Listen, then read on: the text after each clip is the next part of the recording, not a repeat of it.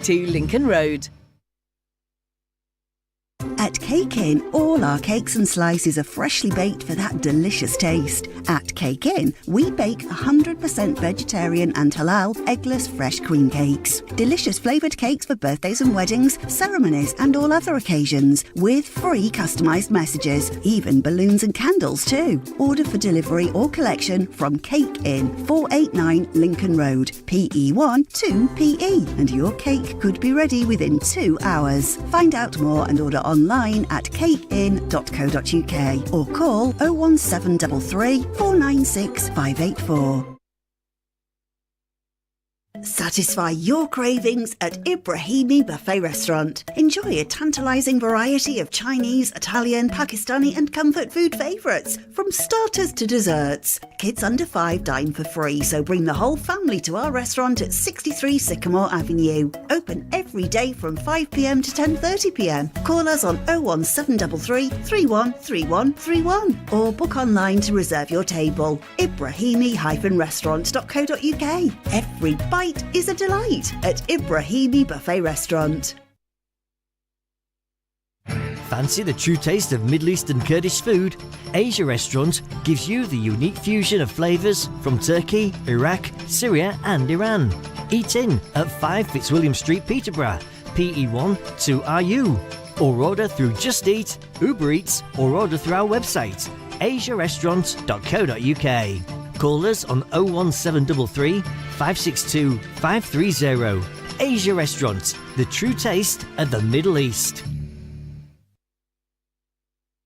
Discover peace of mind with Islamic wills from W&P Legal and Mariam Khan. Expertly tailored to respect Islamic principles and UK law, ensuring your legacy is honoured. We offer tax-efficient wills, probate, lasting power of attorney and more. Trust us for a culturally sensitive estate plan. Your legacy, our priority. Call W&P Legal now on 01778 252 301.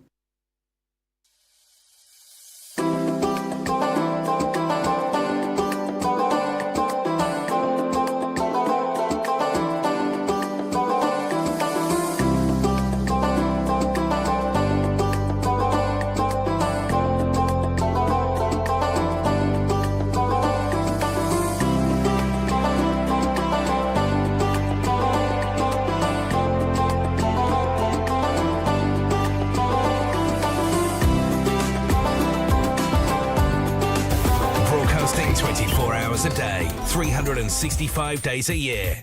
This is Salam Radio. Assalamu alaikum and good evening.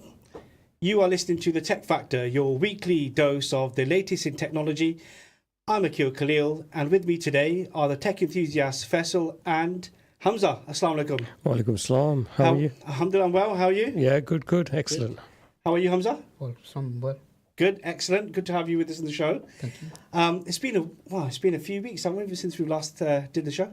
It feels like forever. It does, yeah. I felt like we were getting into the swing of things. Yeah. But no, you're right. And we are, as some of our key observers will notice, we're missing one of our gurus who can't make it this evening, Shamshad, so hopefully we'll see him again next time. But whilst we've been off air, many things have happened in the tech world. And our main topic for this evening is the highlights of CES 2024. From the cutting-edge gadgets to groundbreaking services, we've got all of the highlights covered. And it's a great event. Do you know, Fessel, I would love to actually go there in person.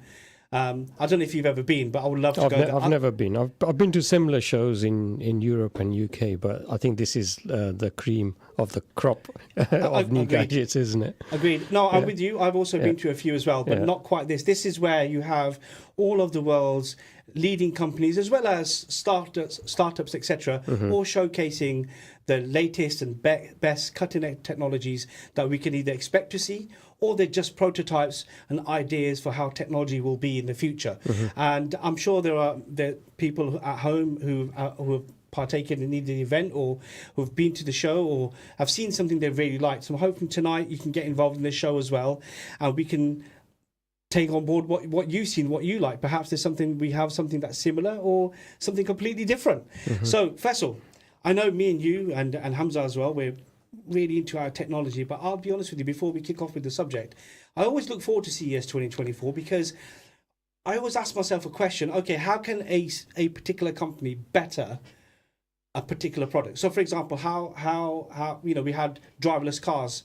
How can that be improved? What has been learnt, adapted and changed for the next 12 months? And how is that incorporated into what we're going to see? And I have to say, every single year without fail, it never disappoints. No, it doesn't. Do you sometimes think that when you see those ideas that you've actually thought of some of those, but you didn't do anything about them?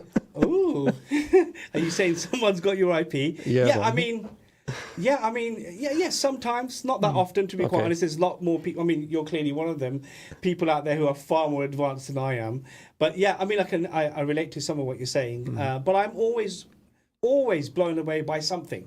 Yeah. You know, whether it's a startup in a country, a small country, and they are facing climate change, and that country, is a scientist or someone, a normal Joe Bloggs, has come up with some sort of idea to help that country deal with that change, or it is a new technology or new way of batteries, for example, where you have electric cars, and the big race for that now is trying to make it even more green, make it more eco-friendly, how that battery is made. But then moreover, how quickly they charge, how many miles we get from them, and and things like that, and then everything in between. I think it's innovation, isn't it? So every time you have a product or you have a problem, somebody somewhere is trying to innovate and trying to find the solution to that problem, and that's how this happens. And the good thing is, shows like this and institutions like this actually make those innovations flourish, and those ideas, come out into the open. Agreed. And often, like you just mentioned, and I like the fact that you said, was it one of your ideas? It is the simplest thing. You're like, oh, wow. You're right. You're absolutely right. So let's kick off then. I'm sure there's going to be many things we're going to go through. What caught your eye first? I'll tell you what caught my eye. It's actually, I was decorating my house last year, and everything is quite neutral in my living room, very mellow and light colours. And then I've got this black TV screen. And I thought, is there any way? Because I've got one with a really thin bezel. There's virtually nothing there. But still, it's a black screen. And I don't know if you came across it, but LG was showing off their transparent television. Wow, I did see it. Yeah? Wow. But I wouldn't say during the demo, I think there was something happened to the TV. Yeah. It switched off and then... But yes, I did see it. In terms of concept, yeah. Oh, the concept was phenomenal. Yeah. I don't know if you saw this, Hamza. I mean, it was epic. Huge TV, transparent, like you said. You had people either side of it. They were showcasing the content on it. It looked magnificent. Where would you use it, though? Well, it would be in your living room, wouldn't it? So, like, for example, you currently look at your TV, it's a black screen. So in this case, it would be a clear wall. You wouldn't see anything. You might see it like the decor around it, the way it's designed. But it won't be sticking out like a sore thumb. It'll be blended into the furniture until you switch it on. That's when you see the picture. See? So it's more of an aesthetic, from an aesthetic point of view, be used. And to me, it felt like this was like a organic upgrade from when Samsung has done the frame. I don't know if you've seen this. Yeah. Which is essentially they've created this TV, this screen, and then put a frame around it, and then they've effectively made it look art on the wall. Yeah. And you can change the slides and everything that you see and so on. Yeah. And it was like the next step I felt from this, because it was coming, wasn't it? Yeah, I mean, LG do that as well. So if you leave your TV, I'm saying that because I've got an LG TV, if you leave it switched on a screensaver mode, either it will show you a clock, like a screensaver clock, or you can show art on that. So yeah, you can display things, or the other alternative is you have something like this where it doesn't necessarily display anything. It just turns itself off and it blends itself into the rest of your room. Hamza, would you use a TV like that? Yeah. You would? Yeah, especially like my brother was saying, if you've got a well-decorated room that's following a certain aesthetic, I think that would work well. Because obviously I'm a photographer, so I know a lot more the technical side and color theory and everything. I think that would work well, especially if you are trying to make it fit with a certain aesthetic. See, these photographers, eh? There you go. Yeah, absolutely. I mean, I agree with you. You'd have something like that. I think I would. You would? Yeah. I'll tell you what I find 100%. interesting. I know this is completely different to the TV, by the way. Okay. but there was this Blackberry-esque keyboard. Yeah, I saw that. Okay, and people, they were demoing it with an iPhone. So you have an iPhone, you fit it inside this case, and at the bottom of the case was very identical to a BlackBerry, physical keys, and it extended the length of the phone. But it meant that you were using this, it took me back to using a BlackBerry as well, where you had physical keys to continuously type away. Yes, to young people potentially who have never used a BlackBerry like yourself, Hamza, it would look weird. But it did bring, I guess it may be nostalgia, but I could see a use for it. Yeah, I mean, that's one of those gadgets which is available to buy. So there's quite a few that they showed off there that you can buy. I mean, yeah, personally, I'm not really, I can't see the use for me personally, but it's making your phone bigger. But yeah, if you like your keyboard, I guess at the bottom. I have a funny feeling I might just get it. Just for the hell of it. And just give it a go. I don't know, that sensation of pressing a key when typing messages and emails and so on. I don't know. I think it's probably nostalgia more than anything else that really got me going on that one. So other than the TV, what else? I wanted to ask you, would you go for this Pure Wash Bidet Seat? Yes, I would. Yeah. That's a really good find. Yeah. And everybody who knows this is laughing right now. So well done. Yes, I would have a Pure Wash Bidet seat. Can you give me the pros of having that seat? I mean, you can connect it to a voice assistant, so it's all hands-free. Okay, It does ultraviolet cleaning. Fantastic. There's an air dryer. Fantastic. There's so much more, man. Okay. It's only $1,290. Actually, do you know what? That's more reasonable than I thought it was going to be. Is it just the seat then? Yeah. So it fits on top of the toilet. You can buy these things. They've been around for a while. Yeah. So rather than having to change the entire toilet, you're fitting on a seat. Obviously, you'll need electric going to this. So these have been available from companies like Growy and these type of companies. But it's the first time I've seen something that's a smart toilet seat. So let's just recap here. You've got a voice assistant, ultraviolet light. Yeah. Can it play music? I guess so. I'm not sure why you'd want to be listening to music on the toilet, but why not? if that you could tickles be your listening to all fancy. kinds of things. So, that's a really good find. Yeah. Can you, after the show, send me a link to this? Yeah, please? don't worry. I'll send you my affiliate link. Oh, is it? Wow. See, this is why he said it on air, isn't it? Absolutely.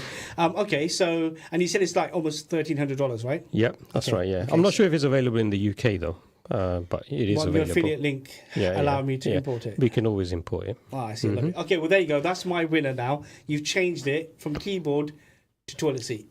Thank you. Yeah. The other thing I quite liked there from the show was, again, this is available now. It's the Xreal Air 2 Ultra Augmented Reality glasses. Okay. So I think these are taking direct aim at Apple Vision Pro and those similar augmented reality headsets. And they're a lot lighter, I think, from the appearance. It doesn't seem as hefty as the Apple Vision Pro.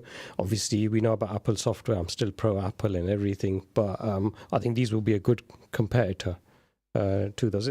Wow. Look, I know you leaned on the fact that, about Apple, but it's really important to stress here as well. There's a lot of hands-on reviews out there now as well.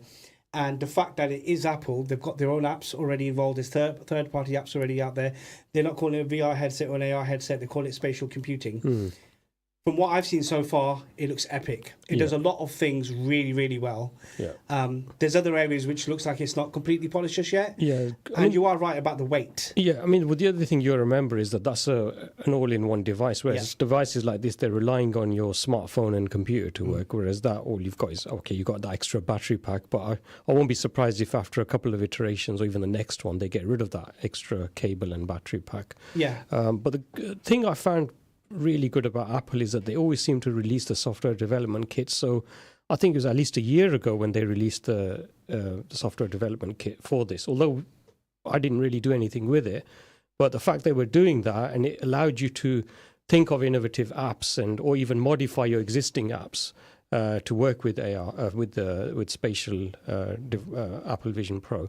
That's amazing from my point of view. Agreed. They were, like you said, that's their model, trying to get as many developers on board early so that they can get their apps out in time for the release of the product, or give them fair warning of how it's going to be when they do invest in it. Now, I do know key players in the digital world have said no, And I think that's purely because from a competition perspective, where they have butted heads with Apple already. So I think you can't get Netflix on there, you can't get YouTube on there native. You can do it via the browser, but I think that will eventually come as this picks up. I think the biggest issue Apple actually has at the moment is the price point is huge. There's no denial about that, and I know all Apple products are not cheap anyway. I think, but the entry point for this device itself is it's a lot of money. It's a big investment.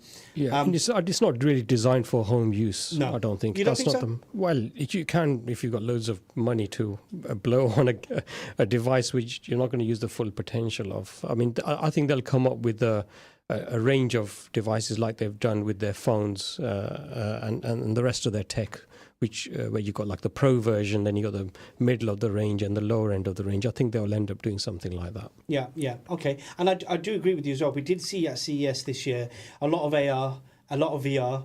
I know we're going to get into AI as well, but we did see that a lot. And you're right. I mean, because Apple is now in the game, Meta's already got its device already out, but we did see more of these types of wearables, didn't we? But the key one, I mean, still really, I'd say Meta and Apple are really the key players at the moment. Not just about price points, but just because of the ecosystems and what it comes with, really. I recall recently when I was abroad, and Shamshad's not here at the moment, he tried on the Meta Ray-Ban glasses, and they were great. And they were literally a tenth of the price of Apple. Yeah, I think it's a different market. Of course. Like Apple Vision Pro, you've got Sony, they've got an XR headset. I remember seeing on that show as well. And Siemens have got one as well. So these are mainly aimed at the professional market, engineers and healthcare and law enforcement, those type of things. So I think things like Meta, there's other manufacturers, the one that I just mentioned to you, they will be home use primarily. And then, like I said, I think Apple will come up with a different range for home use. No, I agree with you. I have seen a large intake, certainly for the Apple Vision Pro in the healthcare sector. I can see it working in that setting. Yeah. Okay, great. So what do you think about the Apple Vision Pro and AR, VR headsets in general? Is it something that you would wear? Is it something you wouldn't wear? Please let us know. You can get involved with the show by texting us on 07411 191062, or you can comment on our social stream. Broadcasting 24 hours a day, 365 days a year. This is Salam Radio. I'm sure you're hiding something more important now, aren't you? There is something important. Yeah, I mean, not in terms of gadget, but going on from this, it maybe needs another show in itself. In terms of this spatial technology, the government's putting in a lot of funding to create a digital twin of the UK. So a digital twin of the entire infrastructure, so you can create scenarios of smarter cities. So if you have traffic jams, if you close a road at a certain junction or whatever, what impact would that have? And also in terms of the piping network, the telecoms networks, there's not a digital version of this. So nobody really knows exactly what infrastructure we have. So potentially what they could do is they could use these devices for training purposes and so on. So and I think it will become very, very important within the next year or two. Okay, and is this something you foresee happening like by 2030 or even sooner? There's companies there in the UK. The one that comes to my mind is One Spatial. That's only because I attended their conference just before Christmas, and they're already leaps and bounds ahead. The amount of funding that they're getting to actually do this type of project, and you've got similar companies around the world. So every major city in the world will have a digital twin version of it. And you can imagine there'll be practical business applications, local authorities, councils, they'll be able to use these applications. But then also, individuals using, consumer headsets, they'll be tapping into that technology as well. I won't lie, the first thing that's come to my mind as well is privacy. I mean, how much is it? Is this data that you're right, this is obviously going to have to be another show, but I'm immediately thinking about how much of our personal digital footprint is enabling that twin city. And it's like cookies, isn't it? You're leaving that all over the place. There must be something. But you know what we'll do? we will pick this up on another show. Yeah, I think so. This is a whole new topic. I could talk about it, but I think we'll be digressing. Yeah. So I'll tell you what, look, you're right. Okay, so getting back to CES 2024, one of the best transportations vehicles that I saw was the Supernal's eVTOL, the SA-2. This was a division of the Hyundai Motor Group, and they've created a flying car. Okay, and it just looked absolutely phenomenal. Okay, it can take up to 4 people. It's a passenger vehicle taking 4 people into the sky. It can reach up to 120 miles an hour at 1,500 feet above the ground, and it looked fantastic. And I instantly looked at it and I thought to myself, I want one of those. So if you're at home, or if you're listening to us right now, Google or other search engines available, Supernal SA-2. What a machine. What a machine. Maybe I'll come to the radio station in one of those. You have to find a place to land it. You can just imagine. I think these kind of, I've always thought about, do you remember that film Back to the Future when they had those flying cars? Yeah. And I used to think, oh yeah, by the year 2000 or whatever it was, we'll have flying cars. But it didn't happen. But you can imagine the amount of infrastructure that would need to be created for the skies if we were to have these kind of flying vehicles. And I think automation would have to be the key. I don't think you can rely on humans to fly these things. Well, I think the way the AI is going at the moment, it's literally in absolutely everything. If you looked at what happened at CES, it featured largely in so many products. I mean, if you look at the new Samsung S24, AI built into the phone, and I know Apple is working on something. We have other manufacturers doing the same. Almost every single sector, from finance to insurance to digital spaces, sports, and so on. It's all incorporating AI. Even now, Hamza, I know you're here with us this evening from the photography world. The software that we use to edit photos, to create campaigns, and so on, all of them now have AI. And I want to actually ask you about that. Talking about AI itself, which is, how do you find, as someone who does edit pictures, do you find it easier now that you have AI that you can lean on to help you do your work, or do you find that this is something that's going to affect you and your craft further down the line? Personally, for me, I think it's a bit of a 50-50, because a lot of the stuff I do is very light editing. I think for people that do heavy amounts, creating abstract pieces, I think it is a bit of a risk. But at the same time, you kind of have to look at it, okay, that result has been created from user input compared to somebody's own train of thought, imagination, where the idea is developed from. And so in certain aspects, I think it is a risk because of how easy it is to get a result that looks picture perfect, and to the untrained eye, you wouldn't be able to tell. But at the same time, there's a bit going off the path is, I think it's an interesting way for people who are unable to, say, go out and take pictures and have easy access or the financial power to get cameras, use Photoshop, stuff like that. So I think it depends on who you ask. I think for me, there was, initially when it came out, I was a bit worried because of certain aspects. So like, say if you ask a AI generator to create a picture of a person, it'll create the person perfectly, but like I said before, there are certain things that you can pick up on, like hands, sometimes eyes, and even teeth can give it away. But compared to how it started a couple of months back and to where it is now, it is a bit terrifying how quickly it's developed. Yeah. And that's all just based on user input and what it has access to. And to the point it's gone to now is there are companies developing softwares and these, like softwares to help, say, photographers and artists, help protect their pieces and their works from being used as an example for AI. So, and then at the same time I'm not specifically sure which clothing company it is. It's an Italian clothing company, and they've created a model, AI model, to help show off their clothes. And it is mind-boggling when you look at it. Wow. Like, genuinely, if you like, if you weren't aware of what AI is and haven't been keeping up with it, like I said before, to the untrained eye, you would not be able to tell. And it's interesting. Thank you for that. I appreciate that. It's interesting what you're saying there, because there is a lot of deep fakes out there now, which actually, like you said, untrained eye, you wouldn't know. And one of the things I noticed at CES was that a lot of the everyday gadgets that we use, whether it's tablets, phones, or home devices and so on, all are having AI included in them. And I can't help but feel, just as Hamza has just articulated, which is that data that is going to harvest, the brain is harvesting the information that we're feeding it all the time, will ultimately make AI better. Yeah, I mean, it depends on the model as well. And again, this is slightly off topic. I think it's before the holidays.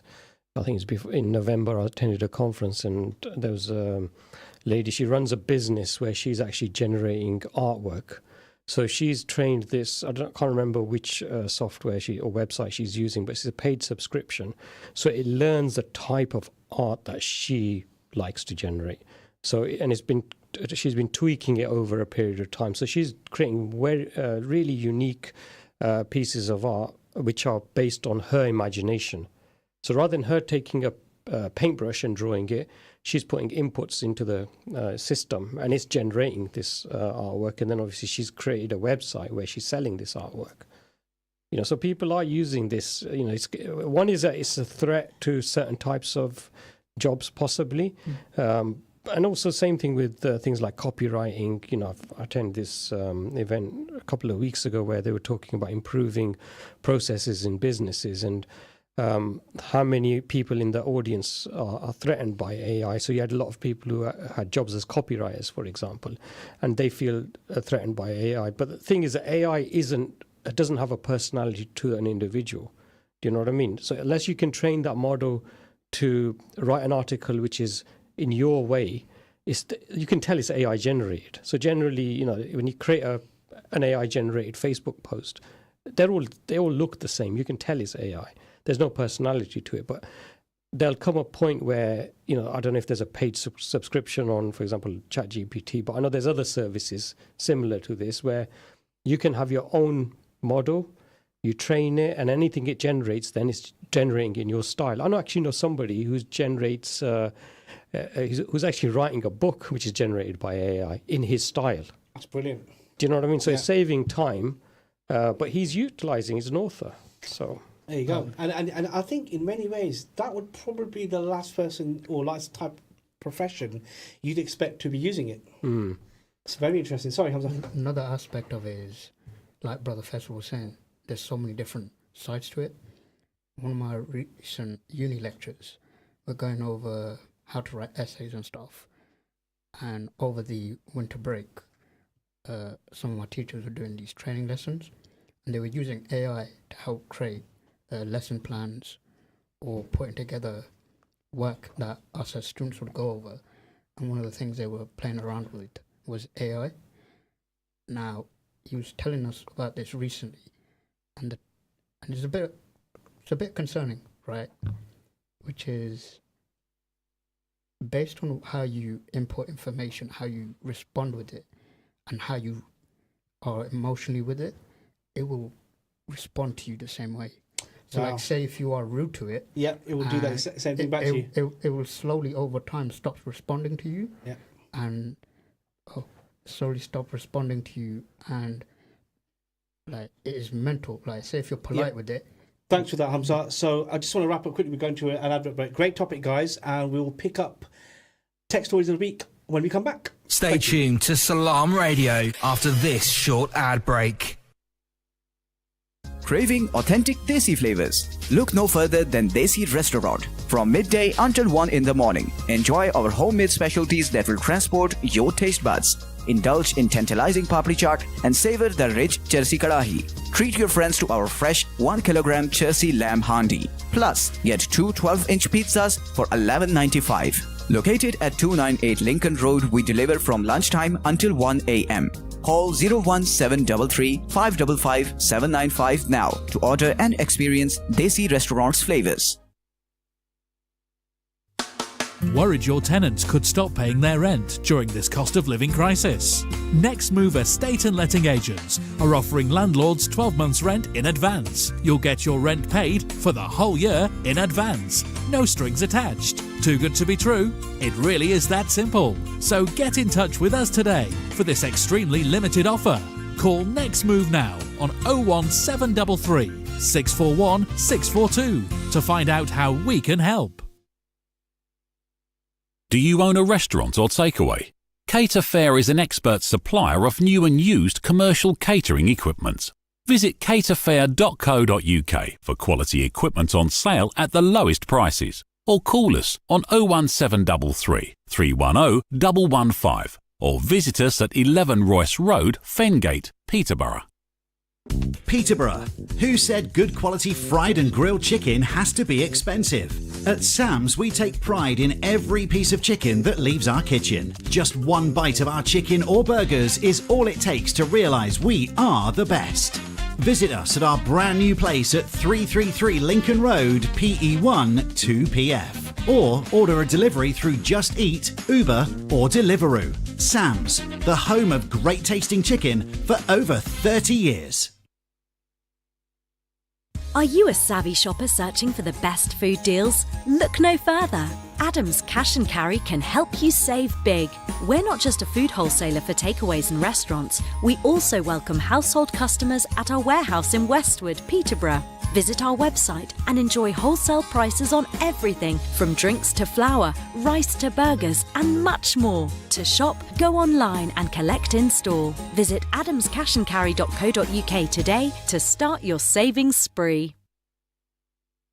It's time to protect yourself against COVID-19 and flu. If you or a family member are eligible for a vaccine this winter, then you can book an appointment or find a walk-in clinic online. Just search for COVID and flu vaccines Peterborough. Even if you've had a COVID-19 or flu vaccine previously, whether it was just once or more often, it's still important to get and remain protected. So to find out more, simply search online for COVID and flu vaccines Peterborough.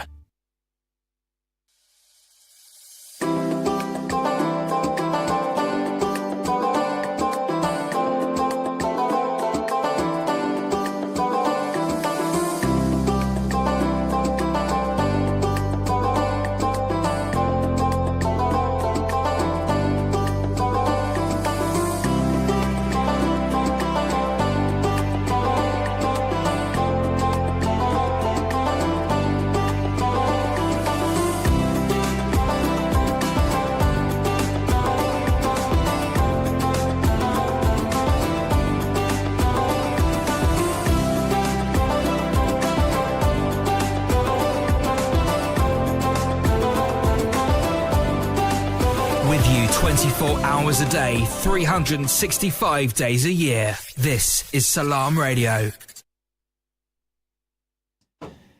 Welcome back. In case you just joined the Tech Factor, don't worry, we've got you covered. Visit our social media channels to catch up on our CES 2024 highlights.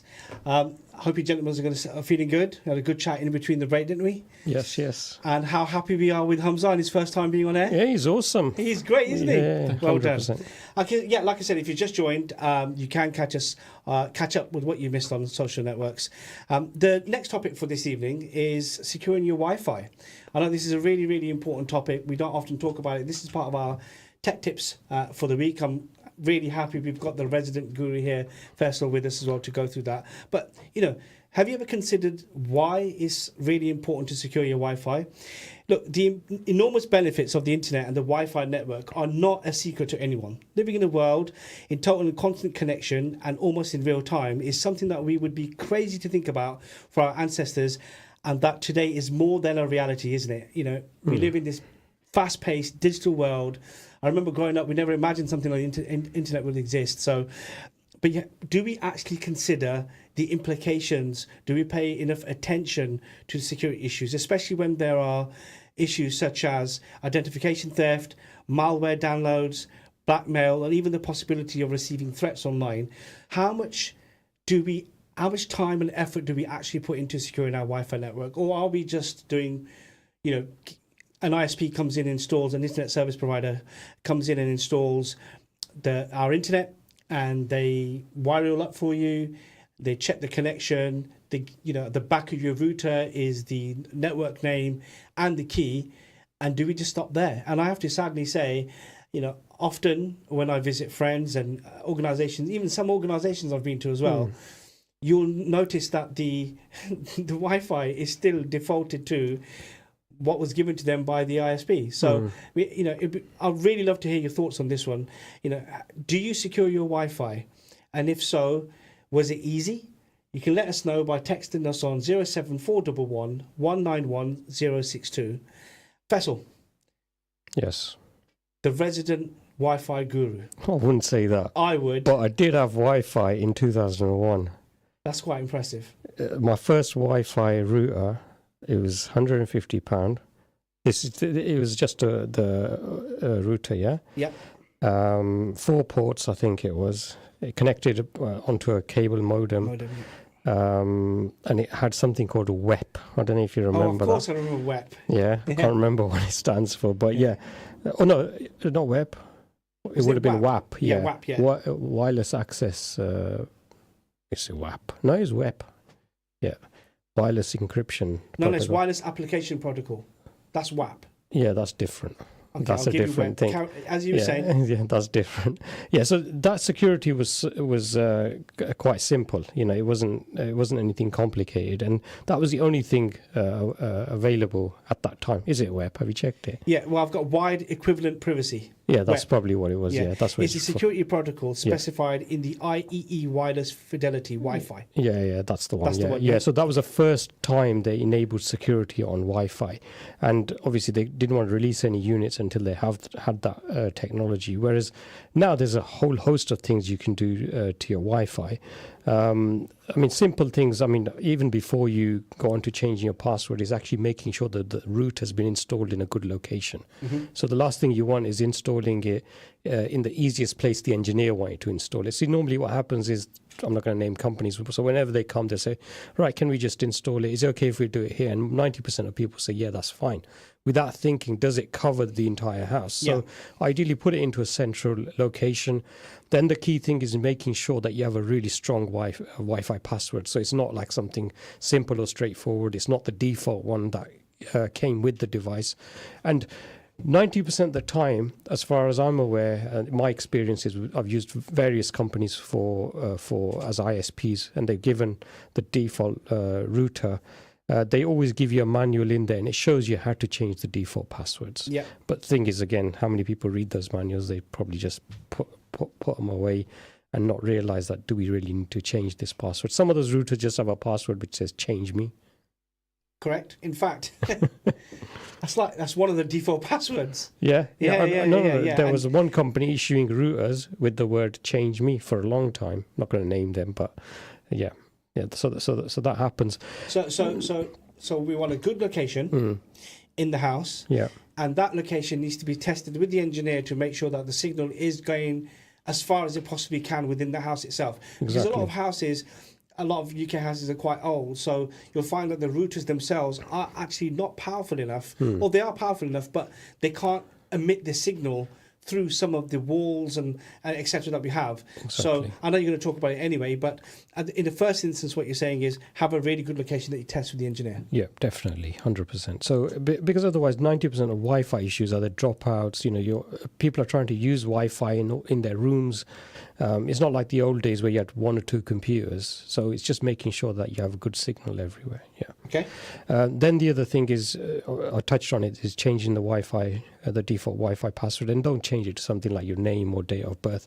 Actually have a jumble of numbers and letters. Like, for example, my Wi-Fi password, I can't even remember it. It's 12 digits, mixture of numbers and letters. And every time someone comes, like the alarm company or whoever, and they need to put in the Wi-Fi password, it takes me time to put it in. But I'd rather have security than put in a default password. So 10 to 12 characters, mixture of numbers, letters, symbols like hash, exclamation marks, things like that. Then the other thing is changing the default password. So the default admin password. And again, 90% of the time it's admin and admin or admin and change me or something. So if someone wanted to get into your Wi-Fi, it wouldn't be too difficult if you've not changed those passwords. No, and just before you go to the next point as well, I think it's fair to say if you have a default Wi-Fi router and your network is your current SSID, your network name. So let's just say you're with Vodafone, and I'm in your street, and I do a Wi-Fi search, and I see, oh, this person's on Vodafone. Like you've just said, I can quickly Google what the admin password is to that, and I can connect. Yeah, because they're named by the network provider. So one of the things linked to actually changing the default network name, the default router ID password is that making sure you actually change the network name. So it's not Vodafone, it's something completely different. And that's you want to call masking who you're with. Exactly, yeah. Okay, so then we're changing the network name, we're changing the actual admin password. Yeah. So this is now almost like vault status, isn't it? Yeah, and again, those passwords need to be strong passwords. Yeah. And again, if you can't remember these passwords, don't store them in your phone. You can get password managers. That's another topic then. Where do you store all these passwords? So you have a password manager. I use Keeper, but there's lots of others out there that you can use. Okay. Yeah. Right. So we've got a good location. We've installed it all. We've now changed the network name. We've changed the network. So we've changed the router admin password as well. Yeah. So we're fairly secure now. Fairly secure, because the other thing we need to make sure is that we've turned on the firewall. Now, by default, most routers should have the firewall turned on, and Wi-Fi encryption turned on. These are a couple of things that by default they're done. But then also the other thing we should do is create a guest network. And most routers have this ability. So whenever someone comes to my house and asks me for my Wi-Fi password, I'll give them the guest network password. And that guest network password will get changed every so often, whenever I feel like it, every month or every week. So nobody knows my actual Wi-Fi password then. That's a really good tip. And you're right, a lot of the modern ISPs, the modern routers out there do have the double networks, especially, and they're also, these routers are working between frequencies now, aren't they? So we have the 2.4 and 5 gigahertz, and different types of devices, IoT devices, for example, bulbs, etc., will work on a 2.4. Yeah. Your phone, your iPhone, Android device, whatever it is that you use, that will be on a 5. Yeah. So what you'll find is within the settings themselves that you have different devices accessing different parts of your network. Yeah. And what I found was when I was setting up my router was, like you mentioned about having a good spot and changing the username and the password, was that the signal, I still had dead spots within the house. So I added a mesh system. Yeah, that's what I've done, yeah. And that mesh system has eliminated that. And not only has it done that, I then completely got rid of the networks. The ISP's network itself. I've created a separate network. Yeah. That network itself has all of the devices on it, and I can see what's running on 2.4 gigahertz and what's running on 5 gigahertz. Yeah. Yeah, I think people like us, we're like ultra geeks, but the thing is, most people, they wouldn't do that. And this is where you have Wi-Fi issues. I started doing that because I was getting these issues during the day where I'm having internet issues. So I ring up the ISP, I've got an internet issue. They say there's no internet issue.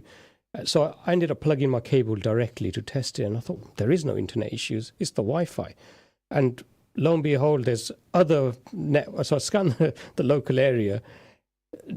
Half of my street, I think, had the same ISP provider, which meant it's the same router. And on these particular routers, you can't change what channel it uses. So everyone's using the same bandwidth, the same channel.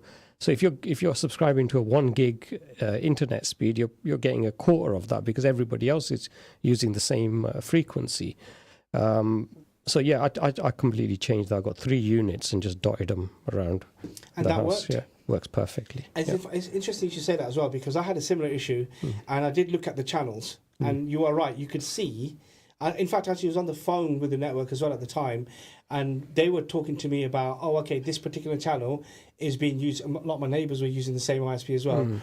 They're using the same channel, so we actually changed the channel. Yeah, found one that has higher bandwidth because it was not being used as much. Yeah, and we switched over. Then we created the network, like you said, we just said, and it works really, really well. And now, I mean, I did. I took some tips from a friend of ours who's probably listening to us. Hopefully, he is, and I did mimic some of the old network into the new one to allow it easier for the network, the devices to all talk to each other. Yeah. But I ensured that we had the right level of encryption. I have got guest mode enabled as well, and it's all working flawlessly. But the other advantage of using the mesh system as well, and like you mentioned with Geeks, is these discs, these devices, these physical devices will have an Ethernet output. Yeah.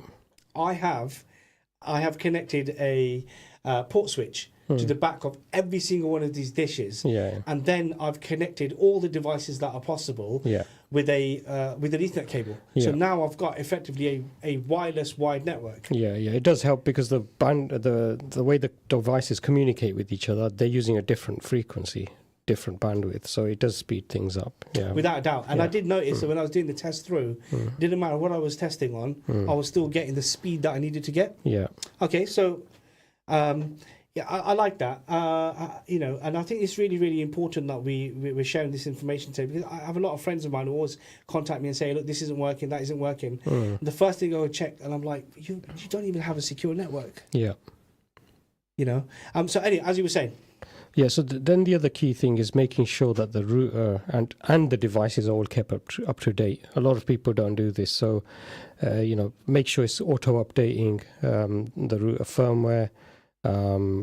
Your devices, your Windows or Apple devices, they're on the latest operating system, because the last thing you want is your Wi-Fi super secure, but then your devices aren't secure. Then that defeats the purpose of the secure Wi-Fi. Do you know what I mean? All it takes is some vulnerable old software. Someone's found a loophole in it, and that's it. Your data is being compromised, even though your network's secure. Yes, that's right. Yeah, and then the other thing is you could possibly use a VPN. So if you're working for a company, usually they provide these. People use VPNs for all sorts of reasons to watch things they shouldn't be watching in the UK. So they'll pretend they're in a different country so they can watch Netflix shows which are targeted towards American clients, for example. But the purpose of a VPN is actually to create a secure channel over the internet. So when you're accessing documents which are confidential and so on, that just adds another extra layer of security. I actually use a VPN on my phone. I've been using a VPN for a long time. Yeah. PC, Mac, whatever it is, I'm always using a VPN. Yeah, and certainly not to stream shows, but generally, it's like you said, it's having that secure channel. Especially if you're out there, on public Wi-Fi networks or on hotel Wi-Fi or whatever. The last thing you want is using those networks on your phone and you don't have a VPN. And this is a slightly different topic, but how many of us use Wi-Fi at airports? And 9 out of 10 times it's unencrypted, it's open access. And your phones will tell you that. Yeah. And I'm like, okay, I need to have my VPN on here. Yeah. Purely because you are sometimes checking really confidential personal information. Yeah. And that data could be getting seen on someone else's device, or in fact, the airport themselves. Yeah. Yeah. It's all clear. There's nothing secure about that at all. Then the other thing is disabling remote access to the router. Normally this is disabled on most routers if there is this function. So most basic routers wouldn't have this, but you don't want someone remotely being able to access your router. Yep, good advice. Previously used to work in an organisation where that was one of the things we needed to do, access people's routers remotely to be able to do the work. But you are right, it's a backdoor into someone's system. Yeah. And, all types of chaos can be unleashed. Yeah, I mean, if you've got a company that's accredited and approved, they're not going to do anything malicious. And they will say securely, but I'm just generally, I wouldn't advise giving or enabling that access if it's not required. Yeah. Understood. Then the last thing I would say is making sure that you upgrade to a WPA3 router, which is the latest, as far as I'm aware, latest level of encryption. Yes, you're right. It provides the highest layer of data protection for passwords. Anything else? No, that's really good tips there. You're right. So just going back through again, make sure your router is installed in a place which has the maximum impact within your house. And then you need to change your password. You need to change your network name. You need to change the admin password. Yes. If required, you need to have an extender there to boost the signal or a mesh system. And then you mentioned about VPNs.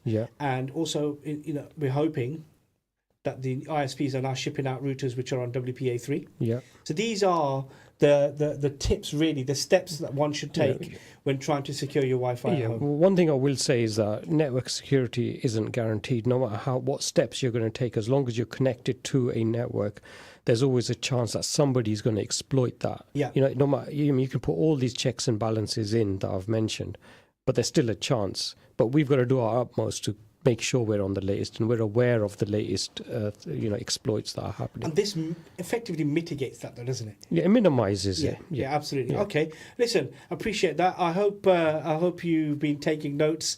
Everyone's digital security matters. Thanks for that, Fessel, and I hope you've taken some lessons from this as much as I have from listening to your tech tips there. Broadcasting 24 hours a day, 365 days a year. This is Salam Radio. Oh, we're coming towards the end of the show already. It's gone so quickly. So the last section of our show, as always, is about the cool and funny tech stories of the week. And we're hoping to have some really interesting ones for you today. Faisal, what have you got? This is not a funny one. It's a cool one, I think. This I read 3 days ago on BBC News. It was under the business section, but I thought it was really cool, and it is tech. So there's a company. It's based in India. They weave carpets in Kashmir, and they're using AI to actually generate those patterns. So they're actually using. So this is an ancient type of patterns that that are kind of they're currently using for these carpets, but they're actually developing it further.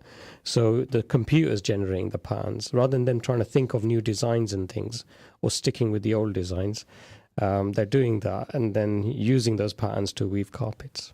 Wow! Would you ever imagine that? I would not have, especially. I mean, you would have thought, in India produces so much textiles from around, for the world, really, and they're definitely the master craftsmen in that section. And I guess just the sheer demand of that type of product has encouraged the owners and so on. And India is also a very digitized country anyway, very forward-thinking country. And I'm surprised, but I'm not. No, I mean, the thing is this, the director of the company's Handloom and Handicrafts based in Jammu and Kashmir, and the director said this innovation in handmade carpets is not to disrupt the essence of the artistic carpets, it's just to speed up the process and the designs being available now at speed. So, it's just helping the process along, and they're using this technology. So, it's not going to put them out of business because they're still making stuff by hand, but it's just speeding up the process. Wow. Okay. Well, for me then, a cool story of the week for me has been the announcement of the Porsche Macan EV. I was really looking forward to this. The top model will have 603 brake horsepower, 100 kilowatt battery. It looks great. We should see it, I think, towards the end of this year. I think it will be released. The Macan itself is actually one of Porsche's best-selling cars anyway. To see it go electric really made me smile. So I'm looking forward to that. That's going to be something I'm excited about. For me, it's been mostly cars this week, I'll be honest with you. That's really caught my eye. But I don't. Have you seen it, the Macan? No, I've not. It looks fabulous. Yet. Really good cabin, really good technology, lots of power. So I'm excited about that. You're next. I'm next. Okay, so I think for me it goes back to Apple Vision Pro. Oh, can I just say, have you got it yet? Because quite clearly you're going back to it. It's coming. I've not got it yet. I think that's been the cool tech story, and just in terms of the way it's being developed, but also these robot vacuums that have come to the forefront. So for me, it's mainly been that. Yeah, there is one that cleans itself as well. The robot vacuum that I saw. It also mops the floor, and then it drains its own water and it cleans the floor. That was quite impressive. One thing we've certainly established on this show is that Fessel's getting an Apple Vision Pro, And when he does, I feel we should do some sort of live unboxing or something anyway. But yeah, I'm excited about that. Okay, well, all right. What's after Apple Vision Pro? We've also, I'm not sure how good this is or how cool this is, but there's a Suicide Squad game. I mean, that was in the news. The other thing related to that is, I don't know what level these games are going to get to. But yeah, I thought that was quite interesting. I'm not sure how funny that is or cool that is. That's been quite controversial recently. Yeah, I'd say this is more controversial. Maybe we should have another section for controversial things as well. Yeah, I mean, we could just cover that in this one. Why we call this the controversial section? Okay, what else do you have? The other thing is the amount of role that the AI is playing in tackling crime. Okay. And there's discussions on how much it should be involved in doing that. So, for example, if someone's on a 999 call, this is where I think practical applications of AI are really useful. And I thought this was really interesting, is that somebody rings 999 and they sound distressed. So it picks up that they're distressed. So obviously you can pick it up as a human as well, or if there's something going on in the background. So this is actually being trialed by Humberside Police. Okay. Yeah. Wow. Do you not feel it's a bit Minority Report though, or not? No, I don't think so. Not with this. I think this is more of an assistive tool. Okay. That's what I feel anyway. I think Minority Report, I mean, that stuff's going on. I know as that well. was, it's for the future, but I mean, I can't help but feel that as the police forces and other organisations start to get this technology out and it develops and it moves on at pace, we will get to a scenario or a situation where people will be walking down the road in a particular way and an algorithm will suggest, oh, this person is walking aggressively, and need to monitor this person. Yeah, that's already happening, and data is already being used by police forces, or some of them that if there's crime happening in certain areas, they can predict that most likely what will possibly happen at this time of night, so they can deploy their resources more effectively. Again, this kind of technology, you got the plus points and then you got the minus points. Who's using that data? Is this data just feeding off more of the bias that already exists? And that's ultimately an issue for us, especially when we know that there is bias already built into some of the models that people are already using. And an example of that would be ChatGPT. Elon Musk spoke about it on X at length when he was saying about there was biases within that when you asked it particular questions, and that's why he's launched his own AI bot to try and counter this. And you are right, ultimately who has this information and what do they do with it? Now, we did say before the beginning of the show, thank you for that, Fessel, appreciate that. I've got one more. Go on then, give it to me. Neuralink, Elon Musk. So I don't know if you heard that this week that they successfully implanted that into a human brain. They did. So what do you think of that? I think it's fantastic because it was given to a patient who had, was it Alzheimer's or something? Yes. I can't recall. And that's got a real world use. Yeah. Right? So this is ultimately great for humanity, I feel. Yeah. And I think it's going to take something like this level of computing for things to change, really. And for me, this is just a plus. Yeah, I mean, I think even overall, this is a medical application, but even from, we're using computers, we're using phones as an assistive tool to us. There's no reason why we can't interface to that directly and communicate. Yeah, and the fact that someone's agreed to do it as well. I think ultimately, we know in life, we know in humanity, there always has to be someone who takes that leap of faith, and it will get refined over time, and it will eventually, help people, the vast majority of people as well. Thanks for that, Fessel. Look, we're coming towards the end of the show, so I just want to say thanks to everyone for tuning in tonight. Really appreciate your company. And as you know, tech never ceases to amaze us. But join us next week when we'll be diving into all things cybersecurity. In the meantime, stay tuned to Salam Radio after this short ad break. At Mazda's Pharmacy, we put your health and convenience first. We offer free